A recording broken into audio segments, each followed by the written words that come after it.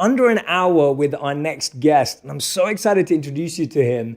He's been called the world's strongest man, the world's toughest man, the world's fittest man. He's consistently invited suffering and discomfort into his life to grow further. He's someone with a phenomenal background. He's a former Navy SEAL, an ultra marathon runner, a triathlete. And today we're going to dive into his new book, which is called Can't Hurt Me, about mastering your mind and defying the odds. His name is David Goggins. David, thank you so much for being here. I appreciate it, man. Thanks for having me. No, I'm so grateful, honestly. And I'm so glad, we were just talking about it. I'm so glad that we got a moment to connect before, because I think this conversation would have been very different. It would have. I immediately walked in and, I sometimes look at people and what they have and, I'm like, oh, here we go again. But, I got a chance to know you, know a little bit about your backstory, where you come from, and know that we have some similar, just like a mentality of how to come up. So it was nice. Absolutely, man. I think what you put yourself through, and I don't say this anyway, I'm not saying that I can say I've had the same experience at all. Right. But I feel we've been wanting to challenge our minds right. in the same ways. 100%. And that excites me, that desire, that hunger, even though we chose different paths. Right. I don't think I could have ever chosen your path. That we chose different paths, but we were testing the same parts of ourselves. Right. The mind is the one thing that we don't test enough.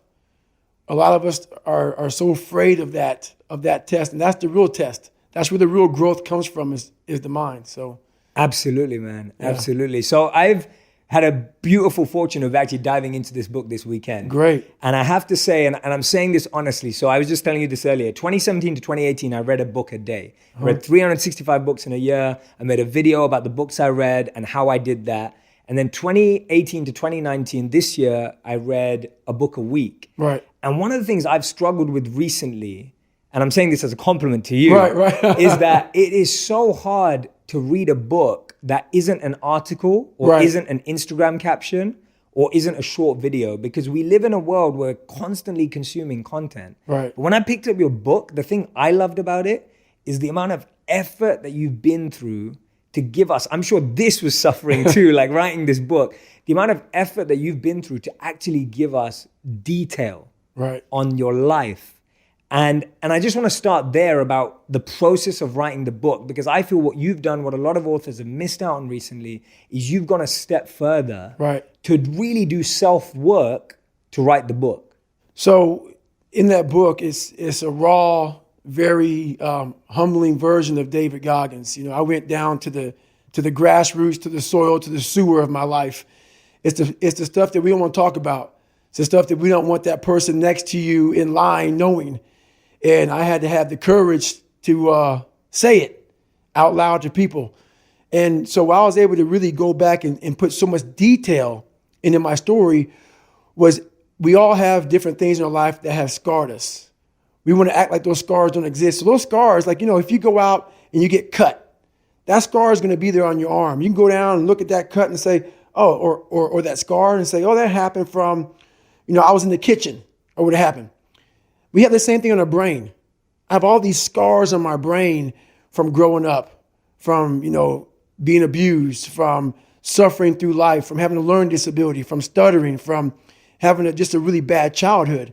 And so all those memories, I had to cut open that scar and go into it. And that was a hard process for me to do. Not only was that a hard process for me to do, for me to have the courage to share that with people, because I'm the so-called toughest man on the planet. So they think. So for me to break open that shell and tell people, hey, that wasn't always me. It's hard to do, it's hard to do. So it was a tough process. Yeah, absolutely, man. I'm so glad you did peel that back. Yeah, because tough. It's so easy to live that title. Oh, yeah. But when you the fact that you had the courage to break down that title, right, to actually lay it out, it's going to open up the door for so many more people. Well, I had to do it because, throughout this journey, I started becoming this new person. I started creating this new person. People started seeing me as this amazing superhero. In the back of my mind, I knew the real story. And I was like, man, one day you have to really share it. And I'm like, man, but do you have the courage? It's great to live right here. I've established this. People think you're great. Just stay here. Don't go back. Let's not go back. But the only way you can help people out is let them know that this is possible. So I had to go back and say, this is where I come from. Yeah. And where I come from is hell.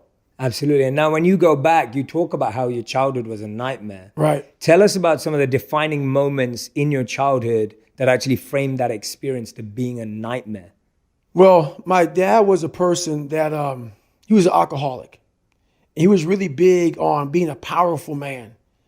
And he had two different sides to him. He had a side that once you left our house, so our house was the dungeon. No one knew anything about about the inside of that house. The inside of that house was horrible. It was evil. Like the evil monster came out to play. Wow. But once he left that house, he was the nicest person on the planet. So no one knew, who this guy was. So the scarring started happening inside the dungeon. And my dad didn't really believe in us going to school. He had a family business, and the family business was a skating rink and also a bar. So my dad owned, it was called the Vermilion Room was the bar, and the skating rink was called Skateland. So from the time I was able to walk, I was working that skating rink. And I worked it from like 9 o'clock at night until like 12 o'clock in the morning, pretty much. That's what we did. I'm 4 years old, scraping gum off the skating rink floor, doing stuff like that. Me and my brother and my mom. Once the skating rink was shut down, the bar would open up. The bar would be open from like midnight to like 4 o'clock in the morning, 3 o'clock in the morning. Once that closed down, we'd go upstairs and clean the bar. So by the time you work like this, I'm a young kid. It's time to go to school. So most time we didn't go to school. So we missed school a lot, but thank God for me. I didn't like school anyway. With a learning disability, with a stutter, I had white splotches all over my skin from being stressed out, hair, patches of hair falling out at a young age. And once my dad got drunk, that's when the nightmare began.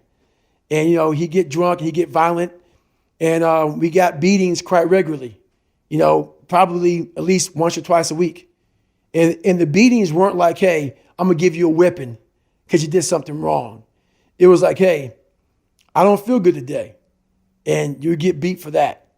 And my mom got a lot of the beatings, and it would just trickle down to me and my brother. So that foundation of life that I didn't have, that's how it started off for me. And it's progressively got worse. So when you have a horrible foundation, it's like building a house on a fucked up foundation. This is what you're going to get. Any kind of earthquake or something happen, the house is going to go down. Sometimes, it doesn't even take an earthquake. It takes a little windstorm. So that was me. I was just a little windstorm away from breaking. Yeah. All the time. A windstorm away from breaking. But no one knew it. I walked around like I was a pillar of strength at a young age. But that internal conversation you're having back here is this weak little kid, very afraid. And I think that's what makes the book very powerful, because I take you there. Yes. I take you to that spot of, I'm superhuman now, so you think. But a lot of people have a lot of problems that they can't overcome.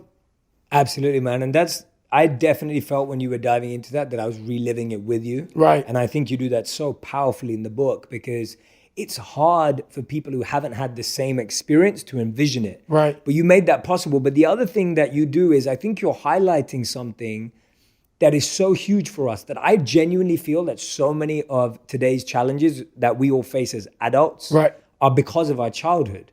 When did you realize that your childhood was something that needed healing, that needed transforming as an adult? When did that come, when you were like, I need to go back there to transform, to change my experience? It happened when I could never get over the hump. I kept on feeling like I was getting over the hump. And then one little windstorm, small little windstorm would come by and push me back to scratch. I was like, why? Why am I not, I'm learning how to read now. I was a junior in high school and couldn't read that well, a fourth grade reading level, because I would cheat on everything. And I learned how to read. I learned how to write. I taught myself all these things, all these disciplines. But whenever the first real big challenge would come, that little windstorm would push me back in the hole. And I realized, man, I'm fixing stuff on a surface level. I'm all surface, man. I'm not going deep into the cellar of my mind and fixing the foundation of my soul. My soul is broken. But I knew I could fix it, but I was afraid to go back. I was afraid to face the demons of my life, because you start lying.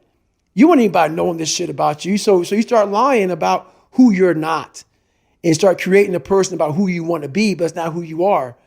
So that's when I started realizing, man, I'm never going to get over the hurdle. I'm always going to live on a surface level until I go deep, deep into the sewer of my mind to figure out and face all of these different demons. That's hard. It's hard. We all like social media. We all like everybody to see us for who we want to be. That's why we post beautiful things about us. That's not going to fix you. So I realized that, and that's when I started going back. So I was about 24 years old, and I went from 175 to almost 300 pounds. And that's when I sat down on my couch and realized we got to go back. And it started with me going back to my father. So we left when I was 8 years old. We went to a small town in Brazil, Indiana. There's about 5 to 10 black families in a town of 8,000 to 10,000 people. And there was a big hub of Klansmen that lived in Center Point, Indiana. And I talk about that in the book. So the Klan marched on the 4th of July parade in 1995 in Indiana. So when you come from a messed up foundation like I did in Buffalo, New York, where my dad beat me senseless, and now I have that messed up foundation, and now I'm here being the only black person. I call it the only in my book, being the only black person. My mom's working 3 jobs. We're living in a $7 a month place. She's never at home. So it's not like I had some mentors coming in to help me. You know, they were trying to put me in these different group places for like having some shrink talk to me and these 8, 9 kids. And one kid setting his house on fire. Another kid's peeing in the trash can. Another kid had a helmet on, banging his head up against the wall. And I'm looking at this at 8 years old. You know, and I'm going to get back to your question that you asked me, but these are the things I had to go back and relive. You know, I'm 24 years old now, and I have to go back to all these things that no one knew about me in this group place where I'm in this place where these people are crazy and they think I'm crazy. And I'm looking at them thinking, I'm not crazy. You just don't know where I come from. I came from a place that truly damaged my mind, damaged my soul. And now I have to go back on my own to face this shit. So, you know, at 24 years old, I sat there a lot of times. It was like one day I woke up and said, I got to face this. This haunting fucking voice in my head kept on saying, man, we got to go back. The only way we can go forward is to go all the way back. And that's very scary to do for everybody. Yeah. But the only way you're going to fix yourself is to go all the way back to the beginning, to your childhood, because that's where everything starts. And that's what's blocking most of us. All of us. Yeah. All of us. Everybody thinks it's, my God, like my marriage is messed up. This is messed up. You have to go back to fix all your problems. It all starts from the root, man. The root, yeah. I root. was just about to say we have to go back to the root because otherwise we're just dealing with the symptoms. That's it. Yeah. And you cannot fix anything by giving it Motrin. You have a jacked up knee. The swelling may go down, but it's still jacked up in there. You got to get it fixed. You got to fix the knee. All those pills do, so, you know, pretty much is just let the swelling go down. And you can live a little longer, but you're not fixing the problem. You're not fixing the problem. And I guess the most people don't go back, or all of us, like you said, we don't go back because we don't know how. Right. Right? Like most people don't know how. Like how do you start? How do you go back? And like you and I love that example that we start thinking the issue is our marriage or our relationship right now or our job or our career. And I totally agree with you that we need to go back, but we don't know how. Right. Now you start talking about in the book some ways in which we can start. How? Right. Can you tell us about some of those? So one big thing is the accountability mirror. You have to start with yourself. So what happened in my life was we start to get, I call it like the rucksack. A rucksack is a pack that you carry in the military and you put all your stuff in it. Your radios, your food, your water, all that stuff you have to carry in the military. That's your rucksack. It's a backpack pretty much. As you're growing up, we all have a backpack. Most of ours, hopefully, is empty, you know, and what we put in it is all the crap we go through in life. That's what is in the backpack for the civilians, and we carry it around with us. So what you have to start doing is realizing that no matter where you're at in life, I got called nigger a lot. My dad abused me, you know, learning disabilities, stutters, immaturity, insecurities, self-doubt, so much crap on top of me. So much stuff. I lied a lot to create friends. So much stuff was in my backpack. No one's coming back to help me. So it starts with that person in that mirror. You have to realize you are on your own now. And whatever else you believe in, I don't care what you believe in, but on earth, it's a very lonely journey.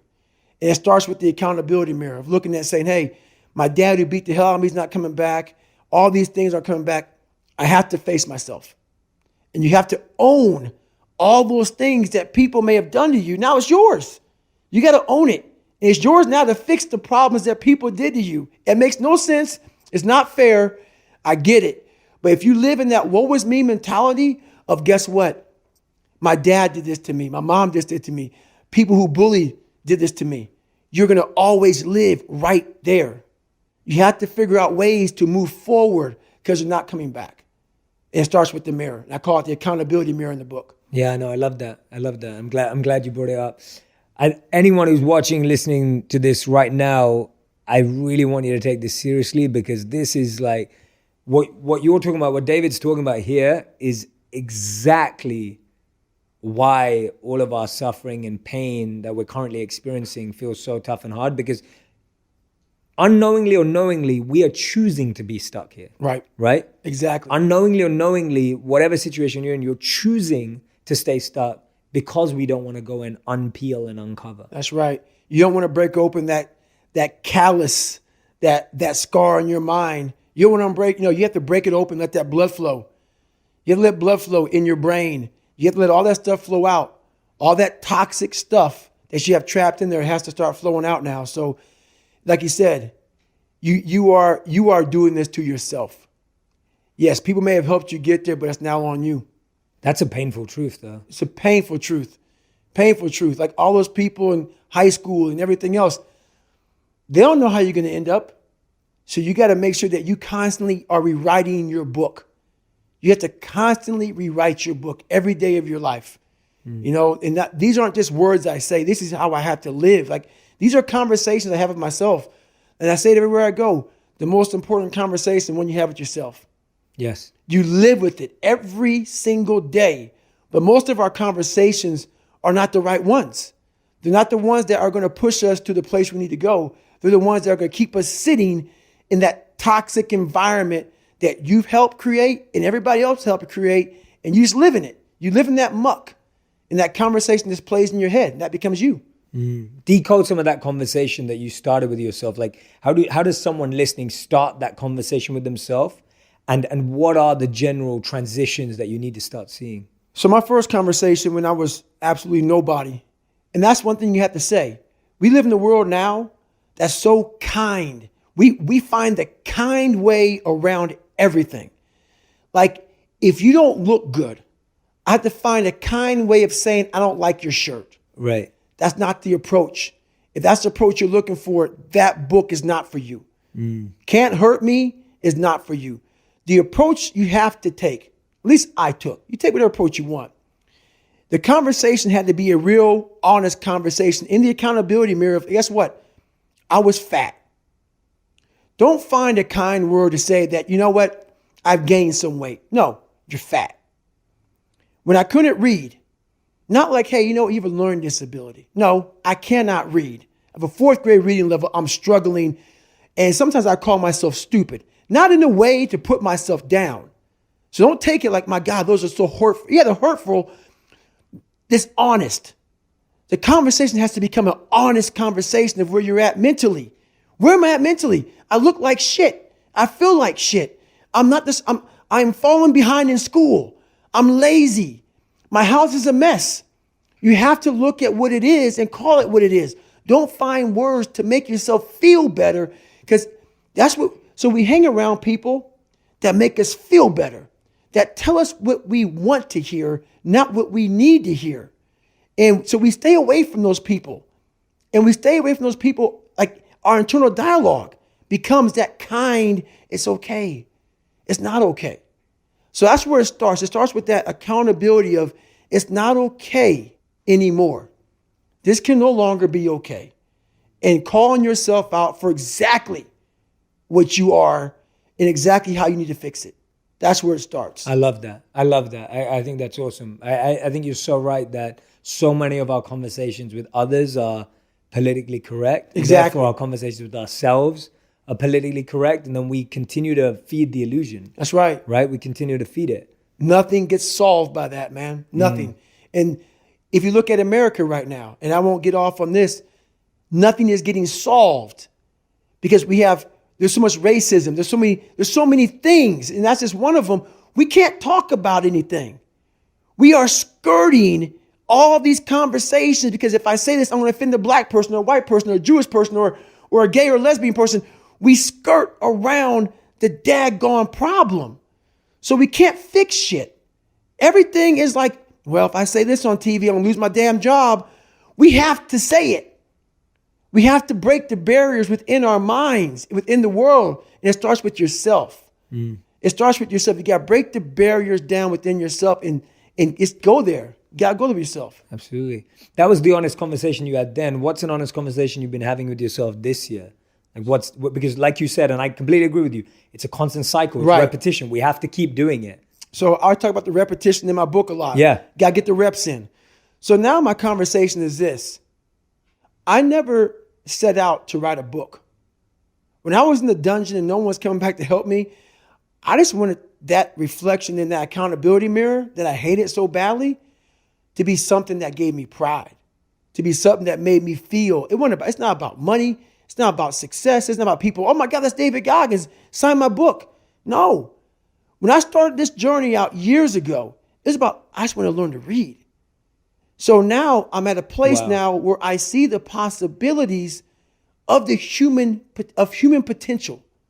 What are we capable of is the conversation now.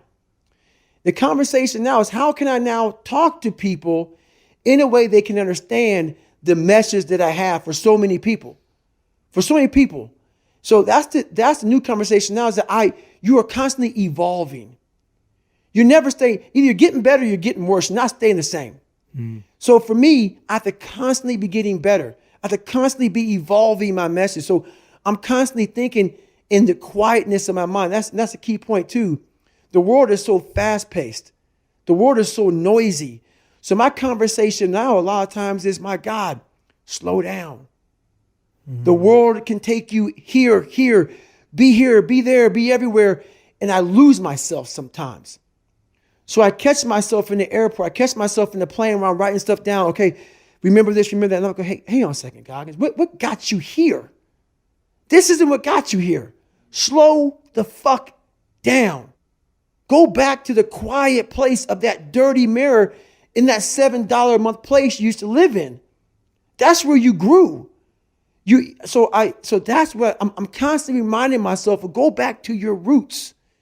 Now, I'm not saying go back to hell, but I'm saying don't forget where you come from. As you start to explode out of the gate when you become someone, my conversation is do not forget your roots.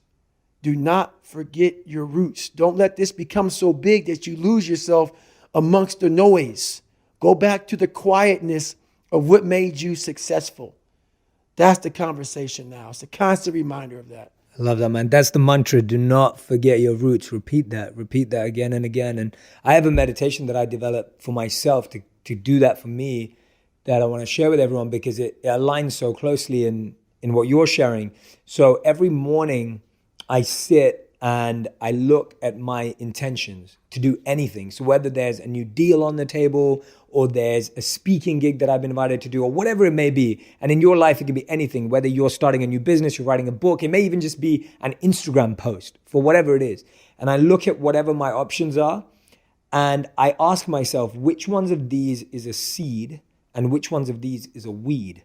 Right. Because the incredible thing in our garden is that weeds end up looking like seeds and can confuse you. 100%. So often that thing that's giving you ego and pride and fame and control and power looks like it's amazing. Right. But actually it's just strangling you. 100%. So every day what I'll do is I'll look at the garden of my life and I will try and unweed my garden. So I'll look at everyone and be like, why am I doing that? And ask myself, why am I doing that? And if the answer is not love, compassion, empathy, growth, right, personal push, sacrifice, service. If the answer is the opposite, greed, money, power, fame, if those are my reasons, right, then I have to take that weed out. 100%. I have to pull it out because if I don't pull it out, that weed's going to keep growing. Right. And one day it's going to be so big right, that I wouldn't even have seen it. Exactly. And so I'm with you, man. And that's why when I walked in here, the first thing I do is I want to know the person, because there's so many people right now doing exactly what we're doing. What turns me off so badly is I see so many people out there trying to motivate people, inspire people, help people find what's going to drive you. I see all this shit. It's all fucking a bunch of shit. And I walk in, I see it everywhere. Everybody's got this going. Everybody's got a new podcast, this about I'm going to help you find yourself. They're not living it. They're not living it, which is why I look at people and I'm like, what are you about? Are you actually doing what you say you're doing? Which is why when I heard some of your story, I realized that you have substance to what you're saying, which is why now I can speak to you. A lot of times I go on these podcasts and I don't want to fucking be there, because I start realizing this person is just talking. He's not living. And we share this with people and we expect them to change. They can see right through you. They can see you're not doing this. So that's the thing about it. Don't do everything in your life for money. Don't do everything. Yes, we need it to survive. There's a great drive and passion behind doing things for the mind and the soul. There's a great drive in that. Everybody goes, man, you talk with such passion. This is a life. This is my life. So that's what I want people to get from all this stuff, man. Like there's something inside you. The brain is the most powerful thing. The mind is the most powerful thing that we have. It's not your phone. It's not the computer. It's not anything. It's your mind. And if you can tap into that, you can come from the daggone roots of hell and become such a great seed, a powerful seed that can grow into some great daggone garden. And people don't get that. It's all up here. The power and the magic's up here. Yeah. No, I really appreciate that, man. And thank you for saying that, because for me too, that was, my desire, what I was sharing with you earlier, is changing people's relationship with perception. Right. And when I started, I'll be completely honest, when I started making videos or any of this, and I've been talking about these things and studying them for the past 13 years.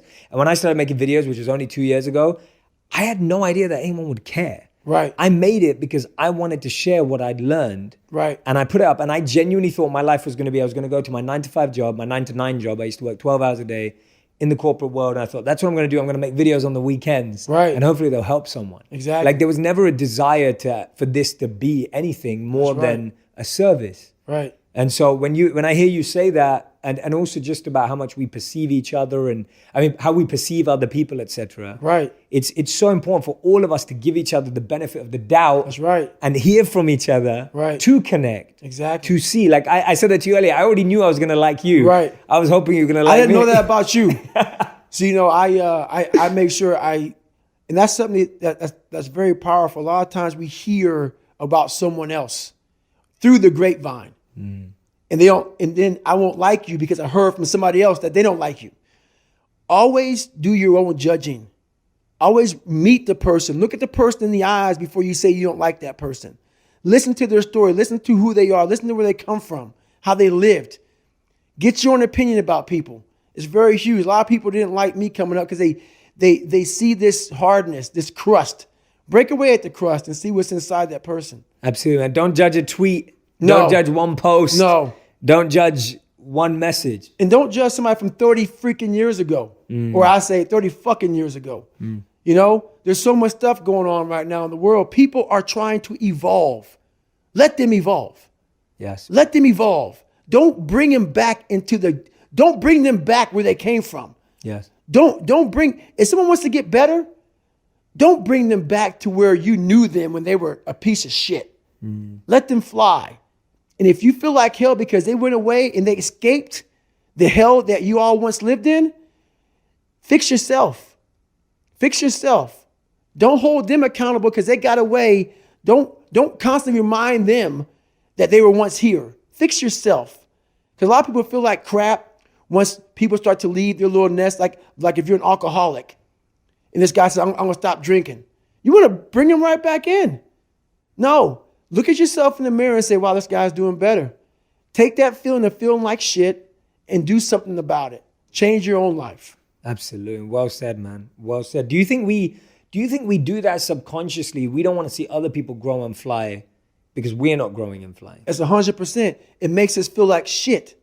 It's a constant reminder of where we're at in life. When you see people start to, even this one person, let's say you have a group of 10 friends, best friends, you guys party, smoke weed, drink. You guys are just 9-to-5ers, making minimum wage. We're just getting by. Like Goodwill Hunting. Mm-hmm. You watch that movie? Yeah, absolutely. Love it. That guy wanted to stay there. Matt Damon wanted to stay there. You know? Ben Affleck was like, no, man, get the fuck out of here, man. That's the kind of people you want to be around. And those people, very few people like that exist in those crowds because you are a constant reminder of who they are now. This guy got out. Now, every day I wake up thinking, God, I'm a piece of shit. Mm. I'm a piece of shit.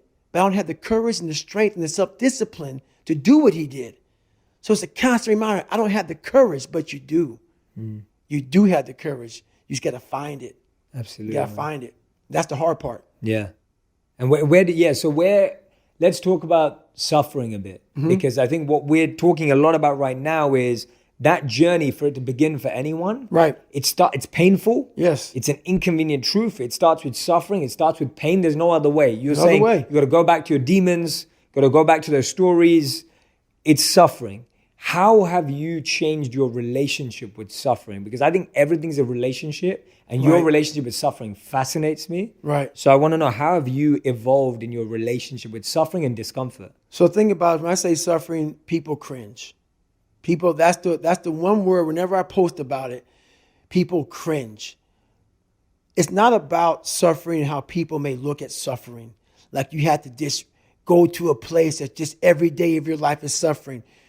You have to tap into suffering every day of your life because we have so much scarring that we have to clean up.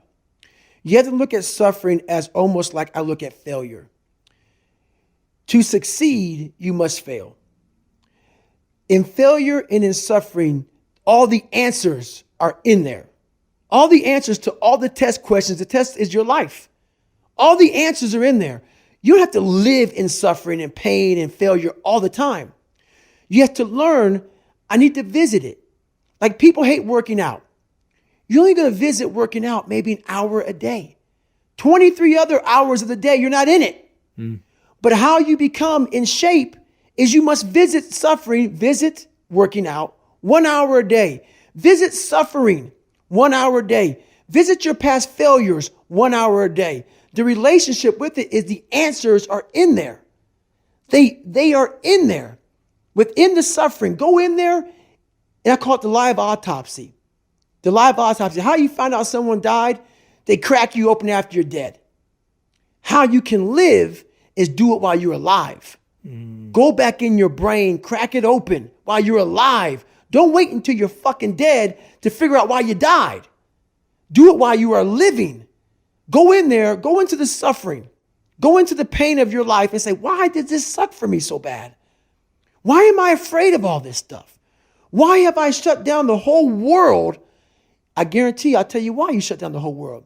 It's in these nooks of the suffering within your brain, in the scarring, are all the answers to why you are on the couch feeling sorry for yourself. They lie within the scars.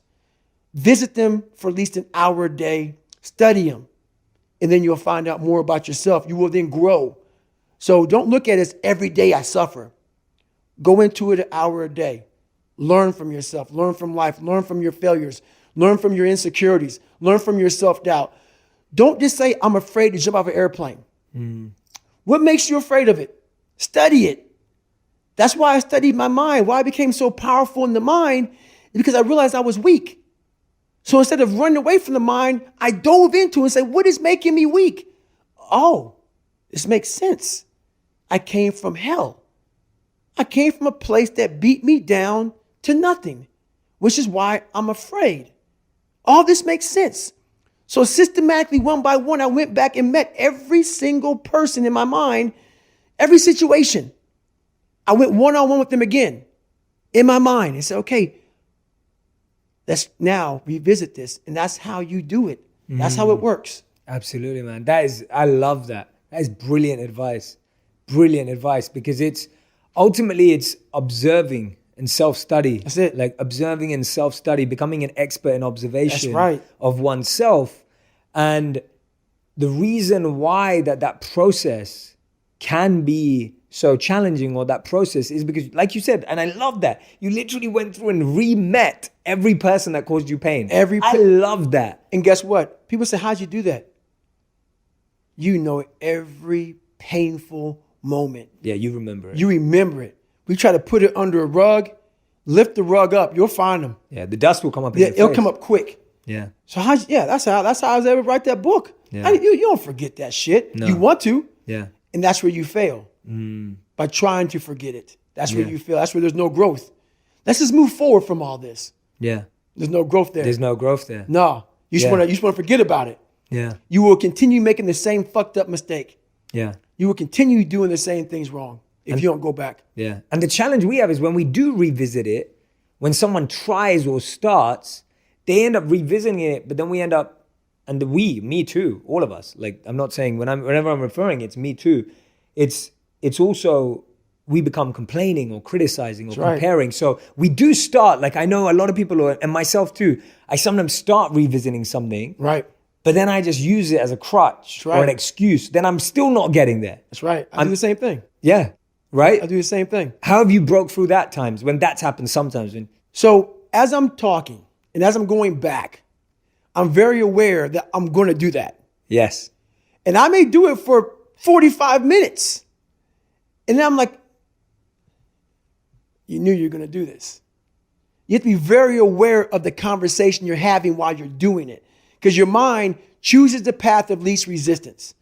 Your mind has the ultimate tactical advantage over you. It knows what scars you. It knows your fears. It knows your insecurities, and it protects you. Which is why I talked about the 40% rule in my book. The 40% rule is all about the brain has the tactical advantage over you. It knows, and it keeps you away from all that. That's why it says don't jump out of an airplane. Don't go in the ocean where there's sharks. It's a protective mechanism. Don't go back to the place where your dad beat the shit out of you in your mind. Don't go back. The brain protects you, but protects you so much, it doesn't allow growth. So the brain is an amazing thing, but the brain controls you. You must control it. You must take power over your own mind, or your mind will guide you into all the soft places that your brain wants to live in. Your brain has enough information. It doesn't want to go through that process of mind hardening. It doesn't want to do that. I got to remember what time I got to be here, what time I got to be there. This is where I want to stay. I'm peaceful. It wants to stay very peaceful and away from scarring. So that's what it is, man. Yeah, that's what it is. It's as simple as that. And we just never touch it like a box that you never look inside. You just leave it there. You just mark it, scar. Yeah. Put it up in the attic. Yeah. Never touch again. Let it get dusty. Yeah. Now I wanted to talk to you about this because when I was reading about it in the book, it fascinated me because it reminded me of my 3-month boot camp as a monk. I love so man. The first 3 months, I was sharing with you earlier, Yes. The first 3 months of monk training is super intense, like really, really tough, because the whole point of it is to figure out who's in and who's not. Right. Like they don't want people to just be passengers on the side. It's not a place you come to just to have quiet and don't do anything. So that 3-month boot camp, something that taught me so much. I'd love to hear about Hell Week and specific programs you built in your life that you went on, and what did you learn from that? What did you take away? But tell us first a bit about the program, and then tell us about what you learned. So what I liked about your 3-month Hell Week, was the fact that that's where you find yourself. You find yourself when you are when you're not comfortable. When you're not comfortable on a daily basis. And that's how I started to grow. Like I said about the mind, it wants to put you in that nice 72-degree temperature with everything right there. It wants to be in that nice with a little massage therapist. That's where your mind wants to be. It doesn't want to be, and we're going to talk about Hell Week. So it doesn't want to be in Hell Week. In Hell Week, I was in 3 of them. I finished 2 of them in 1 year.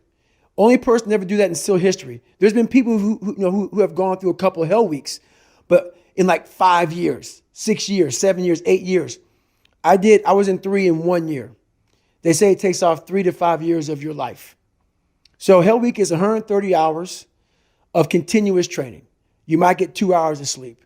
And what it does is it's designed to break a man down to the parts where, like I talked about the surface, how I was fixing the surface. If you only fix the surface, you will never get through Hell Week. Because what it does, it starts to bring out these demons. Because even though there's a lot of yelling and stuff like that, there's times where it's very peaceful in a very eerie way. So the first hour of the 130 is breakout. They're shooting guns, it's loud, it's noisy, your mind is in chaos. When your mind's in chaos, you can't think. So you're having fun. Yeah, this is great. Yeah, we're in Hell Week, we're Navy SEALs, or trying to be Navy SEALs, we're badasses. Then what they do, and I don't even think that they understand what they're doing, but I studied the mind. It's perfect. It's psychological warfare. They go from an hour, the first hour when you're going crazy, the second hour of the 130, they put you in the cold water. It's called surf torture.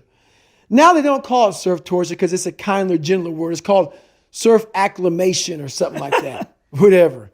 Everybody's getting soft. So they call it surf torture for a good reason. They put you out there. No one's quit yet. It's only been an hour. Maybe a couple of guys have. And you're in the Pacific Ocean, which is never warm. You're all linked arms. You're sitting there and the waves are crashing over you. I went through winter Hell Weeks, which is cold. The Pacific Ocean is like 50 degrees. It was 49 this particular night in my third Hell Week. And what it does is it makes your mind flip out. We've been doing this now for 3 weeks, being in this water. But for some reason now, the water is colder than it's ever been. It's not. Our minds are fragile. We can process a day. It's hard to process 130 hours. There's no end. There's no end. So the mind starts to ramp up. So you're sitting there, it's quiet. No one's yelling at you. You hear the ocean. And you're freezing. And your mind goes spastic. Starts to think, I have another 129 hours. You're not going home. You're getting yelled at. You could be frozen. So you panic. You freak out and you want to quit. What I realized about the mind is those people who can be in that time and embrace that time and be in that moment and not allow the mind to go to 129 hours on hour one. It's the control that we don't have in our minds. It's the control that you had to have for 3 months when you're miserable, when you're suffering, when you're laying on the floor, when you're doing all the disciplines it takes to be a monk. You cannot think about the whole process. It will make you It will make you so insanely crazy. It's impossible. It's inhumane what I'm about to do to myself. You have to be able to break all these big, humongous, painful things in life down to the smallest molecule, because that's all the brain can handle.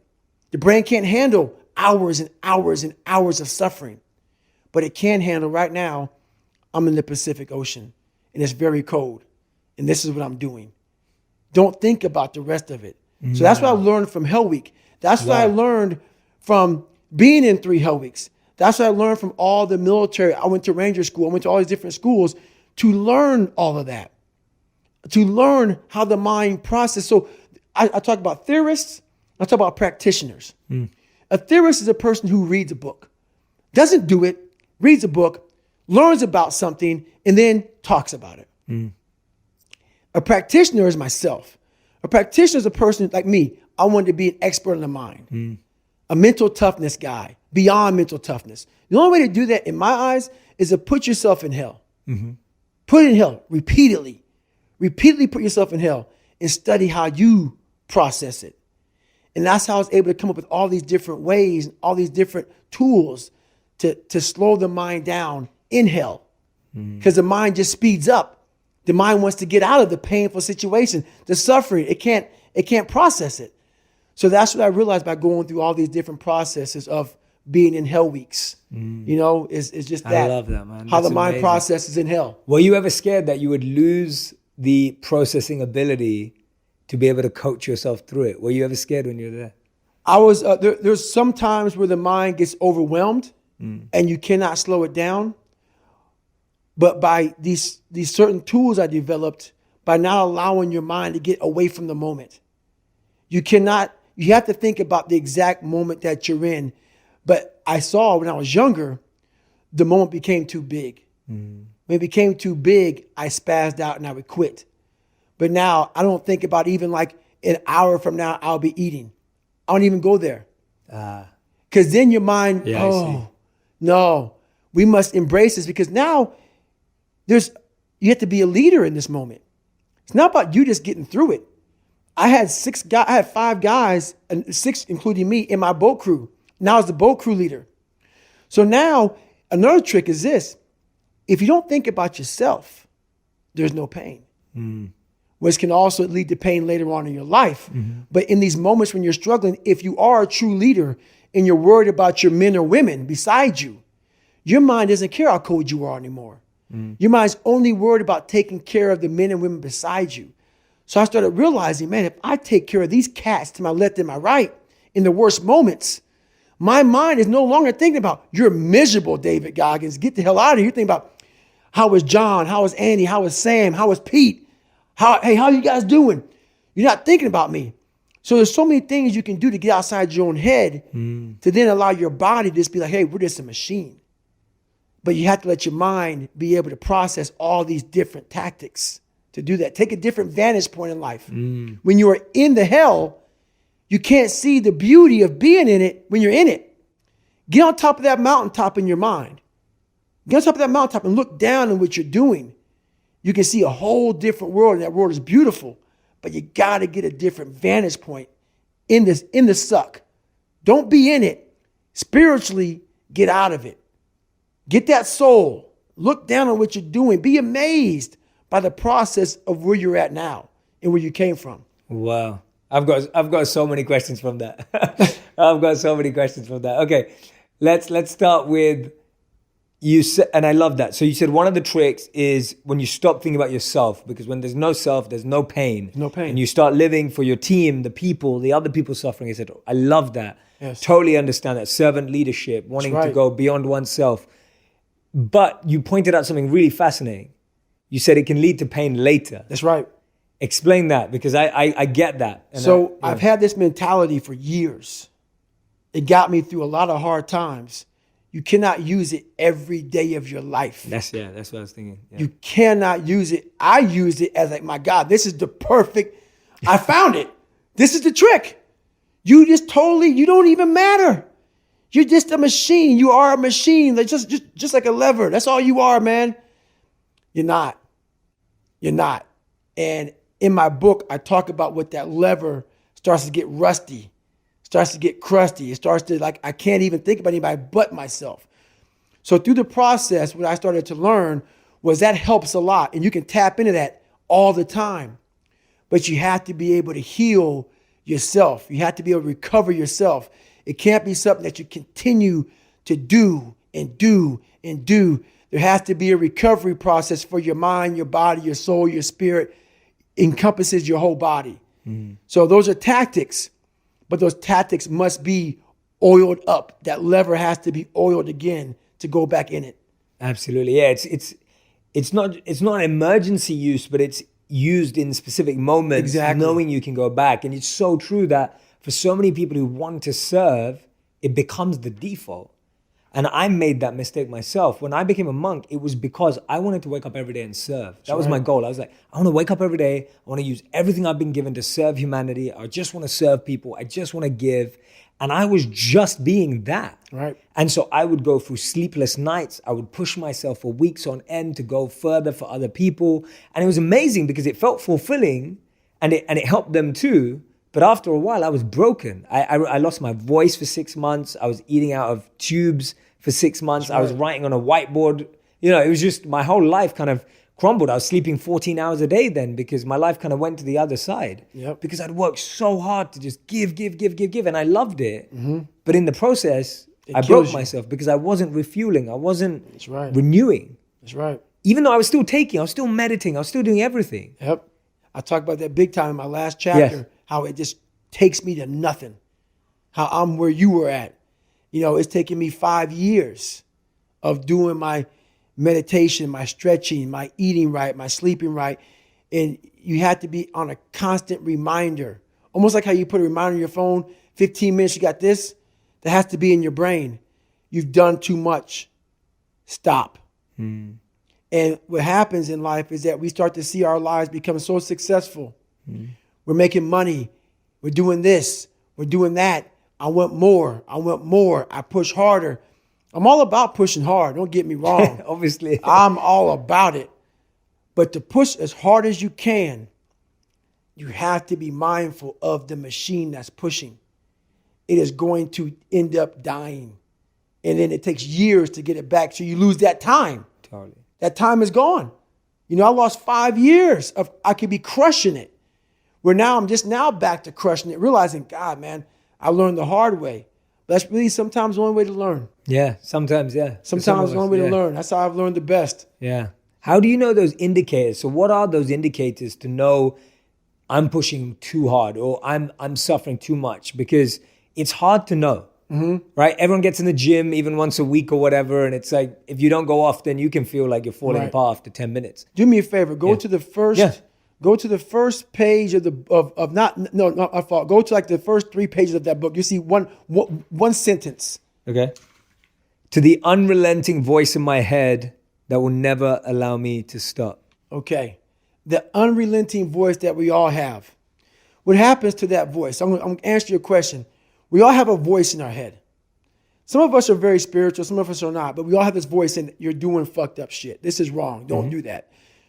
The more you don't listen to that voice, the further that voice gets away from your head. Some people call it the Holy Spirit. Some people call it God. Some monks, whatever you call it. It's there. We all have it. It's the right or wrong voice. But the more we don't listen to it, the more that voice goes away. And the only voice you hear is yourself. When the only voice you hear is yourself, you're wrong.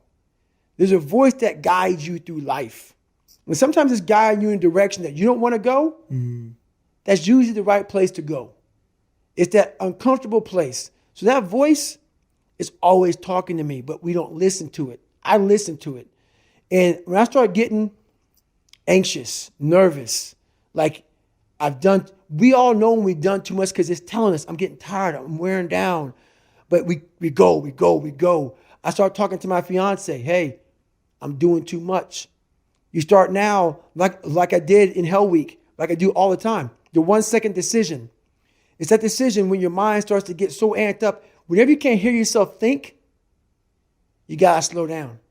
Whenever you're living off a schedule, every day's a schedule, you have no time for yourself. When you start, and we all know it, I don't have time for this anymore, I don't have time for that anymore. That's when your mind and your body are saying, think about that. I'm neglecting my fiance, I'm neglecting my disciplines of life. I'm neglecting my reading, my learning, my workouts, my diet. When you start neglecting all of that, you neglect one of them. You can neglect all of them a long time. It's going to haunt you. When you start seeing that, my God, I haven't eaten right in a long time, haven't been sleeping right in a long time. It can only be one of those things to take you off. So I'm very aware of my eating, my sleeping, my disciplines of life. And when I started to get too far away from them, it's a hard stop. Because what made me are the not just disciplines, the self-disciplines of life. And those are always in front of you. If you have any, they're always in front of you. So that's my hard stop. Yeah, I love that, man. That's great advice. And I guess a simple example is of like sleep. Like when you wake up in the morning, that's right. There's a part of you that's going, I'll just go back to sleep. Exactly. Right? When we used to wake up at 4 a.m. as monks, sometimes 3, it's like there's the part. And then that's what you're saying. And then all you hear is yourself saying, it's all right, just go sleep. It's okay. That's right. But then that voice has got quieted that says, no, you need to get up. That's right. You need to get up. And you've just pushed it away. You just pushed it away. And that's the discomfort that you need to embrace. Exactly. So those voices are very important. They can guide you. And that's the thing about it. Like I said, the mind's the most powerful weapon in the world. Yeah. It can guide you to being very comfortable also. Yeah. So you gotta be careful. The mind will trick you. Yeah. And it's saying, just sleep in today. You deserve it. Yeah. Sometimes you don't deserve it. So there's that fine line of the mind getting the tactical advantage over you to where you're like, I've worked too hard. Yeah. You really haven't worked hard enough. So yeah. Absolutely. Yeah. In when we were trained as monks in the Vedic philosophy, it talks about the difference between the mind and the intelligence. So the mind is compared to a child and the intelligence is compared to a parent. And so when the child goes loose, when the mind goes loose, when it's not trained, controlled, disciplined, self-disciplined, etc., it can have tantrums. It can throw things out the pram, right? It demands more. Like a child always wants to sleep in. Right, always. Right? Always. Even if the child knows that it's better to wake up to go to school, the child doesn't want to. A child doesn't want to study for exams. Right. Because it's hard, it's painful. And the adult's role, which is the intelligence, which is often we forget that it exists, the intelligence is that voice coaching the mind. That's right. But what often happens is the intelligence just tries to shout at the mind like a bad parent. Exactly. The parent just shouts. That's 100%. No teaching, no education, no knowledge, just shouts. That is 100%. The way you explain that about the child's mind is 100% the truth. I just want to sleep in. Always throwing tantrums. Never getting what they want. Whenever they don't get what they want, they throw a tantrum. But what happens is we never grow. We are 40, 50, 60 still throwing that tantrum we once did at 7 and 8 years old. So people think with age is growth. No, it's not. You have to go back into the scarring to get the growth. Absolutely, because if with age you just repeated what you did when you were younger, it's just stronger. That's it. Right? You've just strengthened a bad muscle. I'm throwing a bigger tantrum at 43 than I did at 8. Yeah. So true. Yeah, you just strengthen a bad muscle. Stronger, stronger, stronger, stronger. And then that can break you. 100%. That's why I love the monk mentality. Yeah. And that's why I talk about my book a lot too, is that mentality. I'm not one, but I've taken a lot of the disciplines, the self-disciplines from that mentality to grow. Yeah, I love that, man. That's what fascinates me so much. And I'm excited for us to, this conversation is phenomenal and I'm loving it about your book. And I'm excited to have more offline conversations too, because that's literally why I did it. When I met monks who were living extreme scenarios, and when I look at you, I think about it too. You're an extremist, right? In a good way. I'm saying in a good way. Like, and when I became a monk, it was the same thing. I had to go to the edge of myself. That's right. Like I had to go to the extreme of myself, 100%, to then realize where I could be placed. And what's funny about that, I often say it, on the other side of that extreme place that I call suffering, call whatever you want, there's a whole nother world that people have not even examined. But you have to go to that extreme place to examine it. We want to stay here in this comfortable place. Once you're going to push yourself to that extreme place, it's like a whole nother universe. It's almost like you're an astronaut and you've examined something like up in outer space. No, it's always been there.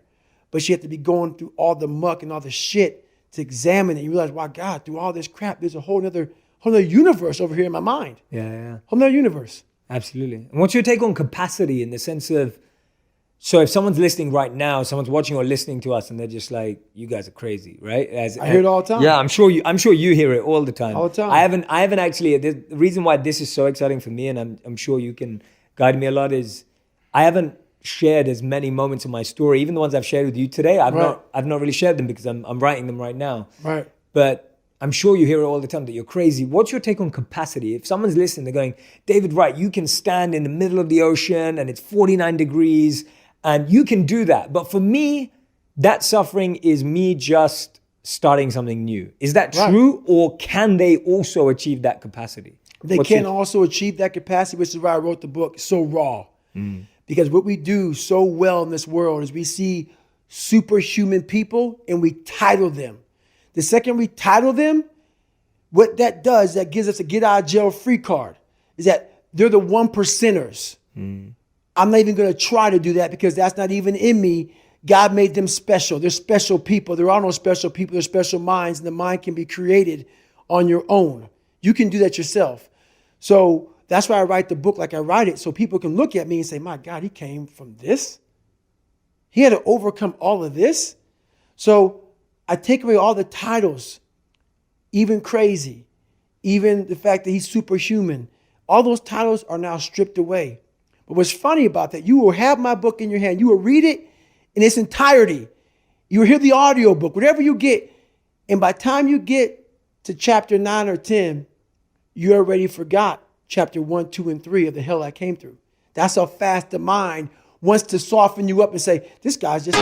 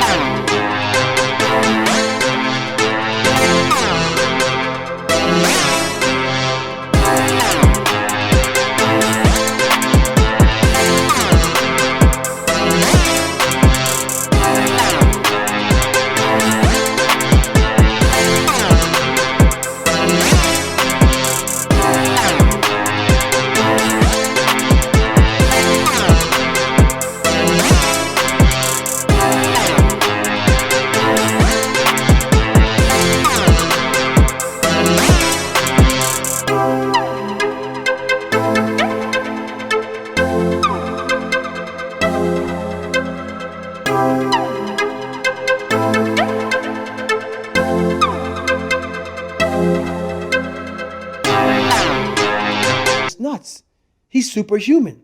That's how fast the mind, you already forgot what you read. And you love the book.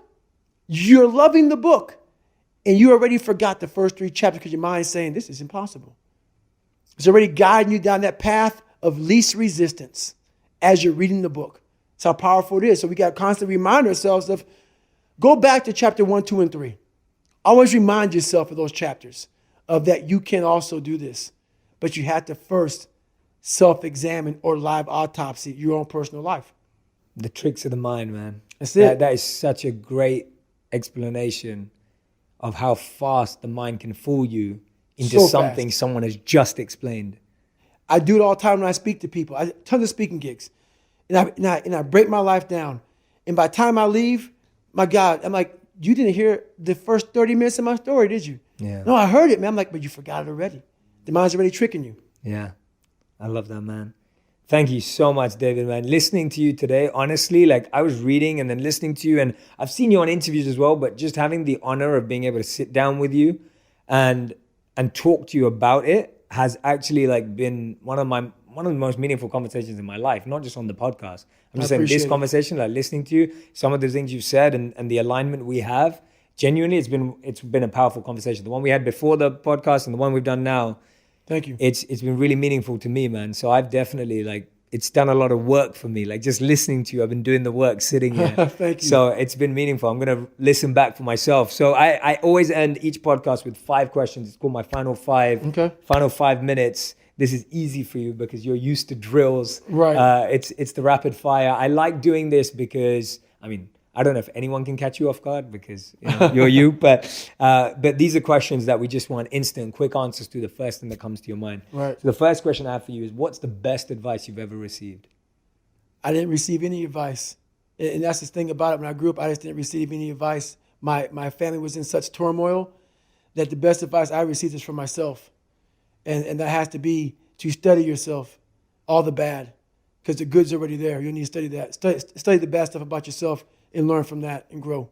I love that, man. That's such a beautiful way of looking at it. And that's true because I think we live in a culture where we're waiting for someone else to come solve our problems. Yeah. Right? We're living in that culture. I was very blessed to not have that. And, and that's how I looked at my life too, not to get off the 5 questions, but I looked at my life in a way that I was able to find so much strength in negativity.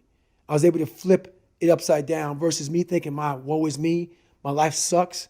I was able to say, my God put me in the perfect training ground to study myself, to become a straight up, scientist of my mind. Yeah. So absolutely. Yeah. Don't worry about going away from the 5 questions. I did it too. I was getting into your answers. Second question, can't hurt me. If there's anything that can hurt you, what is it? Oh, there's tons of things. Yeah. Everything I talk about, I was afraid of jumping out of airplanes, afraid of cold water, afraid of myself. So there's so many things that can hurt me, but the biggest thing that can hurt me is myself. Is allowing my mind to get away from the reality. We build a false reality in our minds. The real reality is the one thing that the false reality is the one thing that can hurt you. Yeah. The real reality is the one thing you can help and fix yourself. Absolutely. Third question. What's the third question that I wanted to ask you is all around, what's the one thing that you're trying to learn this year? What's the one thing you've been kind of like tackling this year? I'm a big introvert. So this is very uncomfortable for me. Even though I'm comfortable with you, I know there's a lot of eyeballs on me right now. So it's very uncomfortable for me. I used to stutter real bad. So it's trying to be in a spot where I am in that monk-like mentality everywhere I go and not allow the past demons of even I'm successful now. But you still have those moments where you go back and your mind's like, remember when you were 6 years old and you stuttered profusely at this play and you were so, it's those things that come back to you all the time. So that's what it is. Awesome. What's your daily meditation or mantra or repetition to yourself? Every day I tell myself, I used to believe I was the weakest man that God ever created.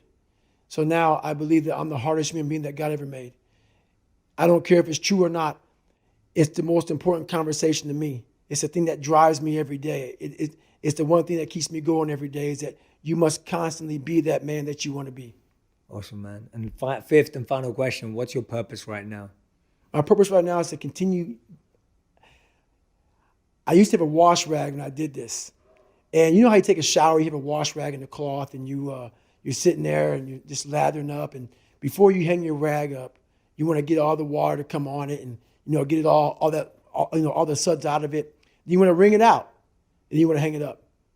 So my big thing is when I live my life, I want to make sure that when I'm dead and gone, that I wring that wash rag out, and that wash rag is my soul. And I also believe that we're going to end up one day meeting a maker, if you believe in one. And I believe that maker knows everything about you. Everything about you. Knows I was going to be here and talking to you. Knows everything. But you also have a choice to make. You have a choice to make. We have choices. And the one thing that scares me to death in my life is getting to heaven and not being what I was supposed to be. And I believe that God has a chart, and he looks at the chart and he puts it in front of you when you get to heaven. He says, hey, this is what you're supposed to be. And one of my biggest fears in life was to see that chart and not have every block checked off. I want to make sure that I'm constantly pursuing whatever it is I'm pursuing just to be the best. Just constantly grinding myself into a fine powder, but doing it in a smart way. Like I talked about, you can constantly grind yourself into a point where you're just sick. There's a happy medium of grinding. So that's my purpose now, to continue to push myself so others can see what is possible. That's beautiful, man. Everyone, that is David Goggins' new book. It is out. Can't Hurt Me. Master Your Mind and Defy the Odds. Go get it. If you love this conversation, it was literally just the tip of the iceberg. We just got into I'm going to say 1% of the book. There is Yes. so much more in here. Personal stories, accounts. And the best thing is that there's challenges at the end of every chapter where there are practical tools and tips that you can actually do at home with your friends, people that you're reading the book with. I think it's such a powerful book in the way that it's written, in the way that David is so vulnerable, so open, hoping that you're going to go there yourself as well. I hope you're going to go there. David, thank you so much. Appreciate Jenny it. is so grateful, man, to meet you. Thank you. And the fact that you turned up.